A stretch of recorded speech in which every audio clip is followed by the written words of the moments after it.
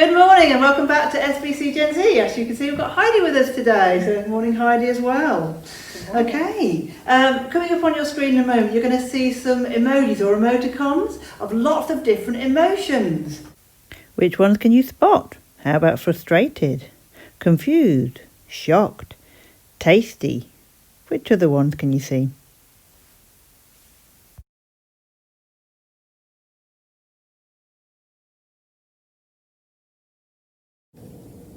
Right, we're also going to show you some other characters, aren't we, Heidi? Yes, we've got the 5 characters from the film Inside Out.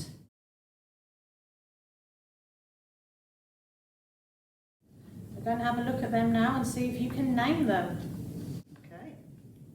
And up first, we have Fear.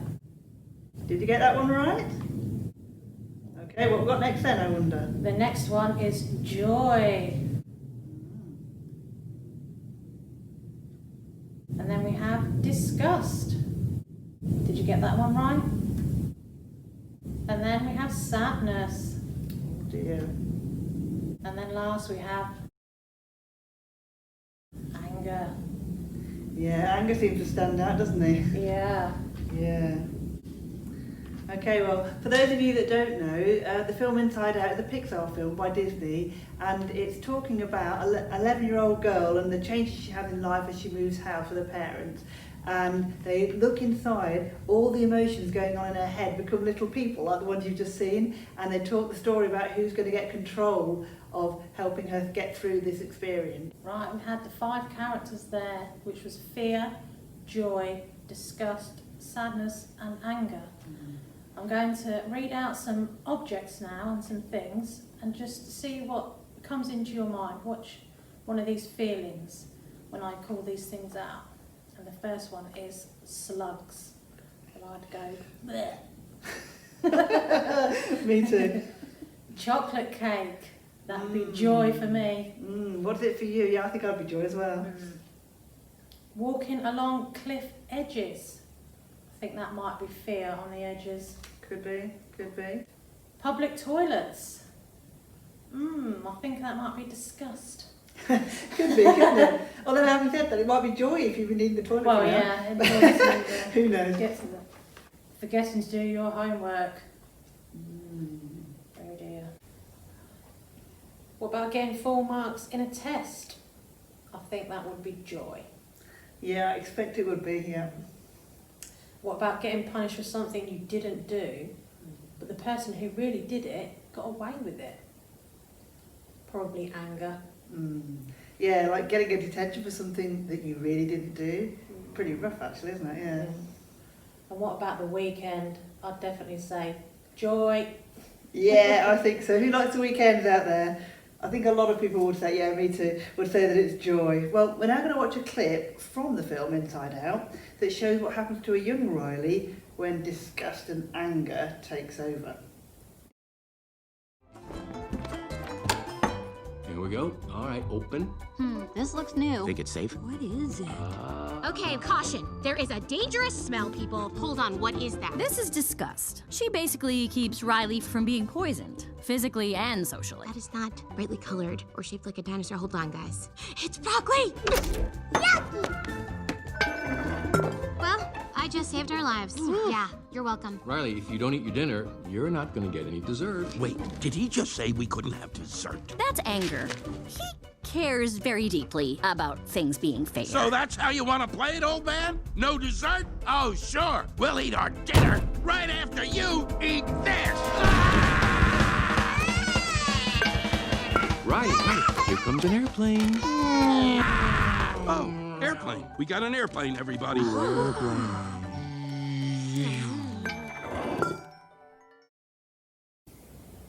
Yeah, anger was pretty easy to spot, wasn't he, in that clip, with his red face and flames coming out of his head? Obviously the clip's quite funny, but there's a serious side to anger too, isn't there? It's not a very good thing. It's a powerful emotion, and when anger takes control of us, we can often get into a lot of trouble and say or do the wrong sort of things, the things we wish we hadn't. Yeah, the Bible is full of ordinary people, like us, who get angry sometimes. And we're now going to watch a clip from Saddleback Kids about Joseph. His brothers got really angry with him, And over time it got so bad that they hated him and even wanted to kill him. Let's watch the clip now.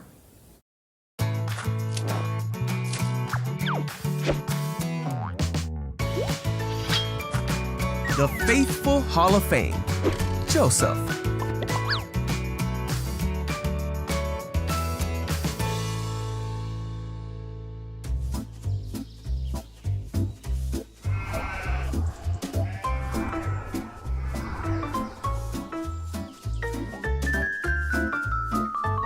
So this is Joseph. Hey! You see, Joseph was the son of Israel and Rachel. Israel loved Joseph more than all 12 of his sons. In fact, he made Joseph a coat to show him how much he loved him. When Joseph's brothers saw this, they hated Joseph. One night, Joseph had a dream. When he awoke, Joseph told the dream to his brothers.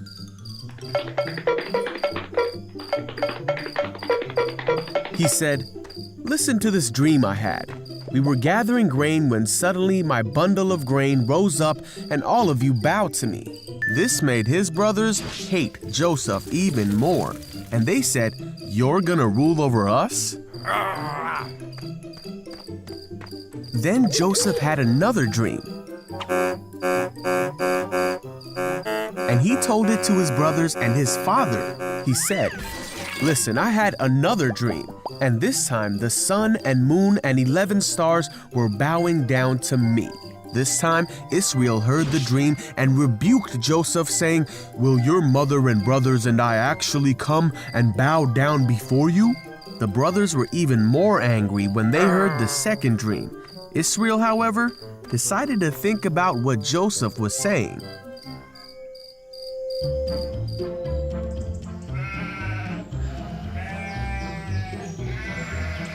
One day, Joseph's brothers were working when they saw Joseph coming to meet them. One of his brothers mocked him and said, "Here comes the dreamer. Come on now, let's kill him and throw him away to be devoured by a ferocious animal. Then we'll see what comes of his dreams." One of the brothers named Reuben wanted to rescue Joseph, so he said, "Let us not take his life. Instead, throw him in the pit." Yeah. So when Joseph came to his brothers, they attacked him. They took the robe their father had given Joseph. They hoisted Joseph up and threw him into the well. Then they saw a group of men from Midian coming towards them. Judah thought it would be a good idea to sell Joseph to these men.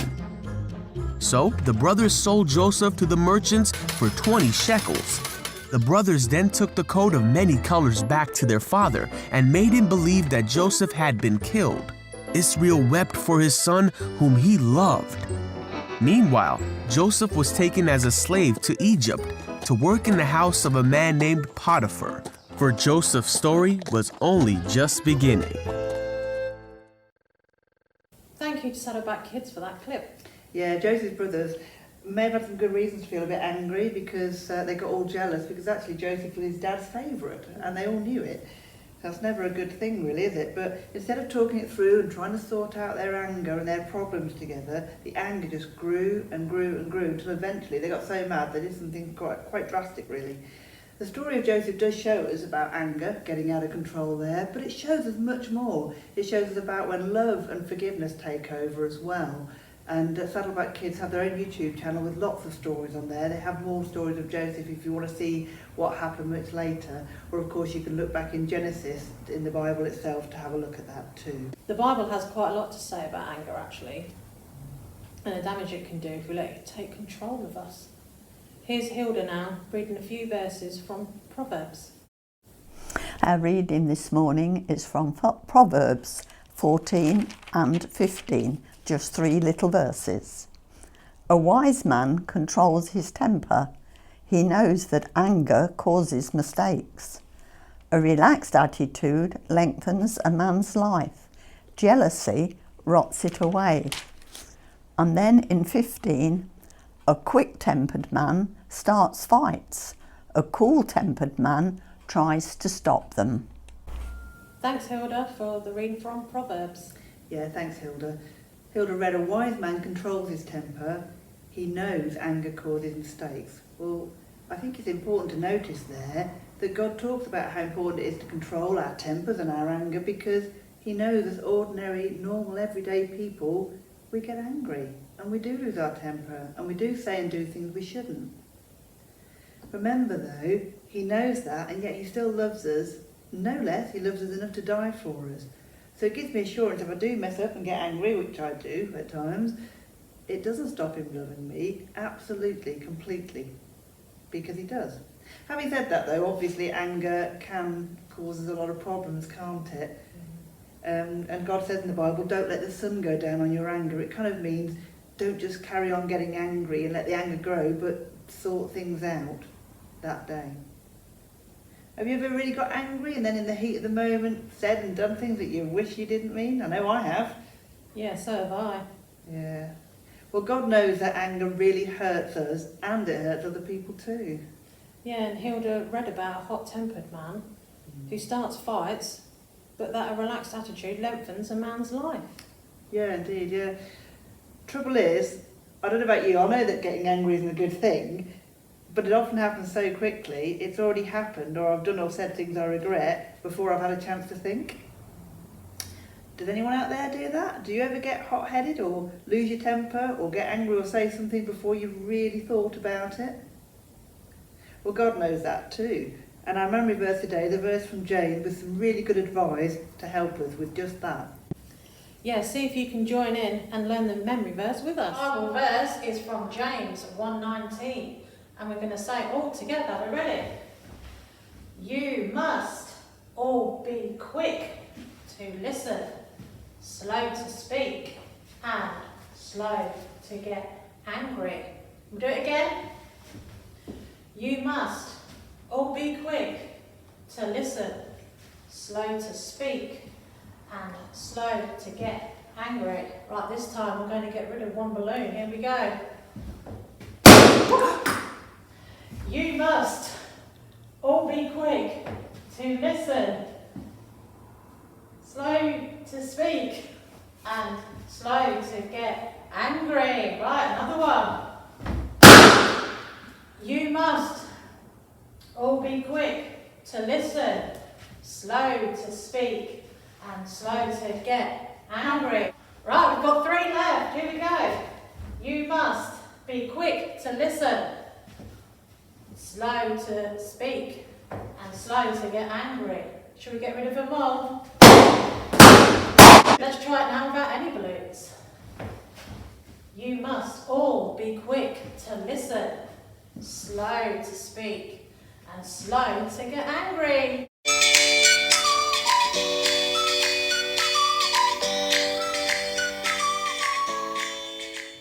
I hope you joined in with that memory verse. It's a great verse to remember, because if we actually do what it says, and God helps us with that, it can make a real difference. If any of us start feeling angry, the challenge is to be quick to listen to the other person who may well be the person annoying us, and to be slower to speak back to them. Yeah, count to 10 or just take some time out. Yeah, then it gives us a better chance to calm down and stop getting so angry, doesn't it? But of course, it's not very easy, is it? No, it's not. No. But if we keep asking God to help us over time, he can help us to get less easily angry and to be calmer. Because it's so important to control our anger, it'd be easy to believe that God is saying we should never ever be angry about anything. But that's not actually true. God loves us, and he loves all people, but because he loves us, at times God gets angry. And God doesn't do things that are wrong. God hates sin, and he gets angry when people hurt or kill each other. He also gets angry about things like poverty and injustice, because they're so wrong. And he expects us actually to get angry about those things too. But I guess it's a different kind of anger. Instead of getting all explosive and nasty and saying things you regret, it's the kind of anger that makes us think this is wrong and makes us motivated to pray, to give our money, and to help other people in lots of different ways. It motivates people to go and be missionaries. It motivates people to do all sorts of things, feeling angry at the injustice that goes on. Talking of explosive anger, Yeah. it's time for the experiment. Okay, unfortunately we couldn't have Laura in the lab with us today because she's busy working in the labs. So we've got something else to show you today. You need to get, if you want to have a go at this at home, a bottle of Diet Coke and some Mentos.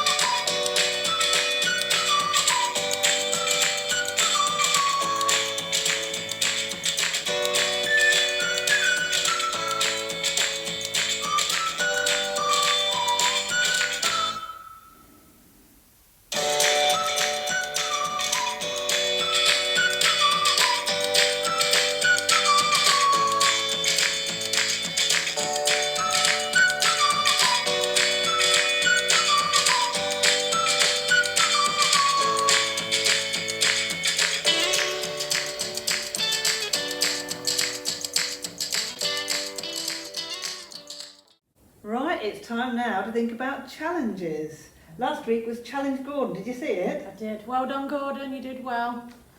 Did you do well at home? Did anyone have a go or see how many pairs of socks they could put on? I know that some people now, I'm trying to think who it was now, who managed to beat him. It was Heidi! Do you remember how many you got? 7, yes, 7 pairs of socks. Excellent challenge. Well, also on Tuesday night Zooms they had another challenge this week which was star jumps, and we'll put up some of those results now.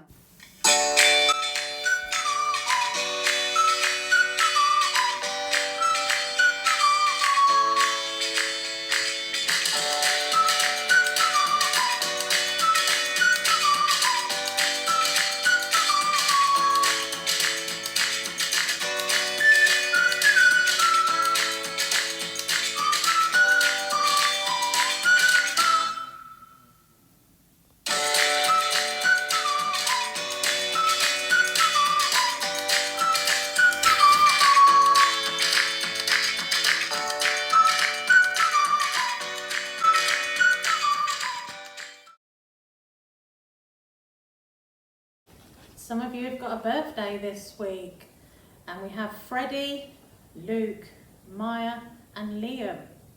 Should we just give them a round of applause? Yay! Happy birthday guys, have a lovely week. And now it's time for a song. Now we did a memory verse earlier on, and this song is called It's a Light, It's a Hammer. It's talking about how important the Bible is.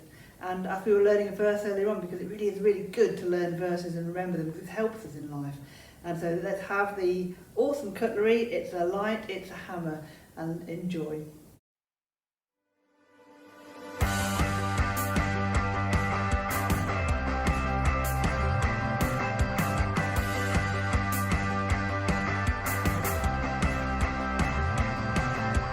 Hold the power of the universe in your hand. Hold the words that shape the sky and sea and land. The King has given words to us to tell us what he's like. Open up your ears and let his spirit strike. It's a light and a hammer, it's a fire and a sword. It's the voice of our Father, the word of the Lord. The blade of the Spirit can cut to the soul, and God will use it to make us whole.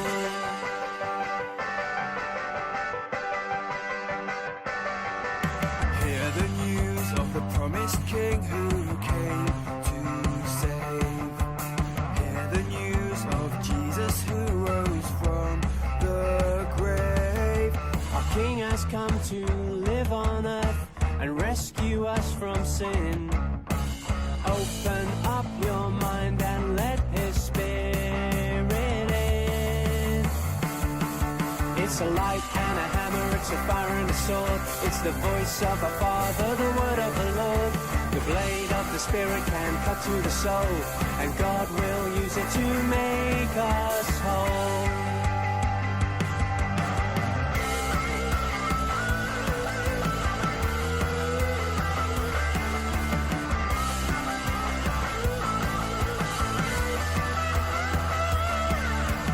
Know the name of Jesus Christ that makes us new. Know the Son of God, the Word whose Word is true. Our King has spoken to us, so there is no place for pride. He gives hearts of flesh and changes us inside. It's a light and a hammer, it's a fire and a sword. It's the voice of the Father, the word of the Lord. The blade of the Spirit can cut to the soul, and God will use it. It's a light and a hammer, it's a fire and a sword. It's the voice of the Father, the word of the Lord. The blade of the Spirit can cut to the soul, and God will use it to make us whole.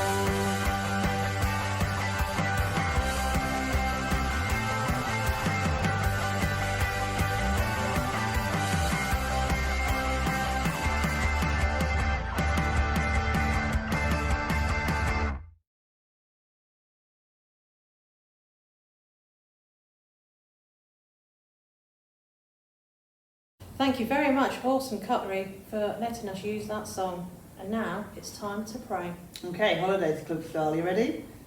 1, 2, 3.